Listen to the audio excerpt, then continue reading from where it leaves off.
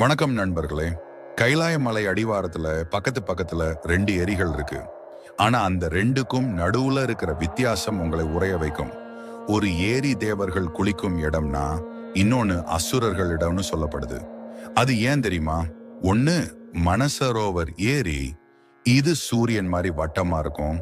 இதோட தண்ணி எப்பவும் அமைதியா குடிக்கிறதுக்கு இனிப்பா இருக்கும்.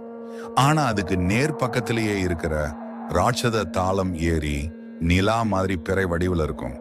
இங்க தண்ணி எப்பவும் கொந்தளிச்சுக்கிட்டே இருக்கும். ஒரு சின்ன செடி கூட இந்த ஏரியில வளராது. கடல் மட்டத்துல இருந்து ஒரே உயரத்தில் இருக்கிற இந்த ரெண்டு ஏரிகள்ல ஒண்ணு அமைதியாவும் இன்னொன்னு பயங்கரமாவும் இருக்கிறது ஒரு தீர்க்கப்படாத ரகசியம். அறிவியல் ரீதியா பார்த்தா கூட இந்த மர்மத்துக்கு பதில் இல்லை. இது சிவனோட சக்தியும் பிரபஞ்சத்தோட இரு பக்கங்களும் நன்மை மற்றும் தீமை ஒன்னா இருக்கிறத குறிக்குதுன்னு சொல்றாங்க.